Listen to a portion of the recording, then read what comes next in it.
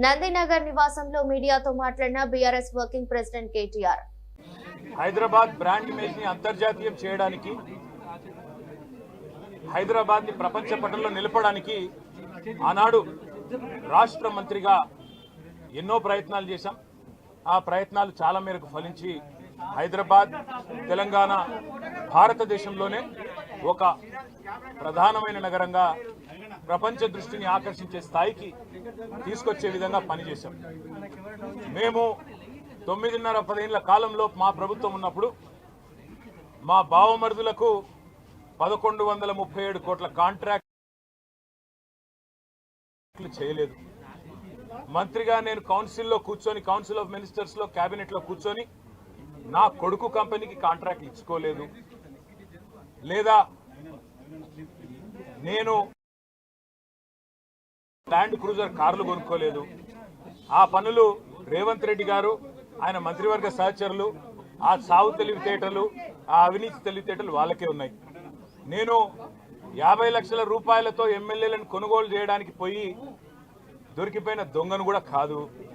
నేను నిఖార్సైన తెలంగాణ బిడ్డను. ఏ పని చేసినా తెలంగాణ కోసం, హైదరాబాద్ ప్రతిష్టను పెంచడం కోసం చేశాను. అర పైసా అవినీతి కూడా నేను చేయలేదు, చేయబోను.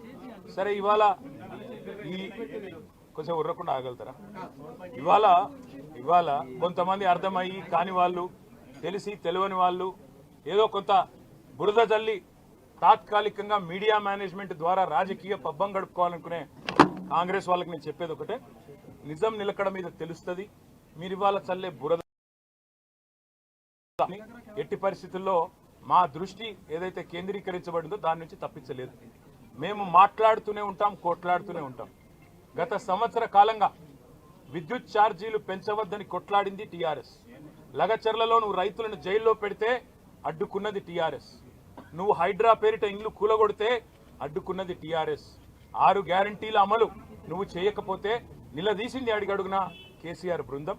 తప్పకుండా మా దృష్టి మేము మళ్ళించాం. నువ్వేదో నా మీద కేసు పెట్టి నన్నేదో చేసి దానివల్ల మా పార్టీ క్యాడర్ను, మా నాయకత్వాన్ని నువ్వు దారి మళ్లింపు, దృష్టి మళ్లింపు దిశగా ప్రయత్నం చేస్తాను అనుకుంటున్నావు రేవంత్ రెడ్డి. అది నీ వల్ల కాదు. ముమ్మాటికి నువ్విచ్చిన 420 హామీలు ప్రశ్నిస్తూనే ఉంటాం. నువ్వు ఎన్ని కేసులు పెట్టినా, ఇది కాదు ఇంకో 100 పెట్టుకో, ఇంకో 1000 పెట్టుకో, ఎదుర్కొంటాం. న్యాయస్థానాల మీద, ఈ దేశంలోని చట్టాల మీద, భారత రాజ్యాంగం మీద మాకు సంపూర్ణమైన గౌరవం, సంపూర్ణమైన విశ్వాసం ఉంది. నువ్వు ఏ ప్రశ్నలన్నా అడుగు, సమాధానం మా కాడ ఉంది. ఎందుకంటే మేము నిజాయితీగా ఉన్నాం.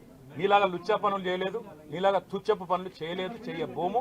నికార్సైన తెలంగాణ బిడ్డగా, కేసీఆర్ గారి రక్తం పంచుకొని పుట్టిన కేసీఆర్ కొడుకుగా చెప్తా ఉన్నా, తెలంగాణ కోసం అవసరమైతే చస్తాను తప్ప ఎట్టి పరిస్థితుల్లో ఇట్లాంటి లుచ్చగాళ్ల ముందు మాత్రం తల వంచను.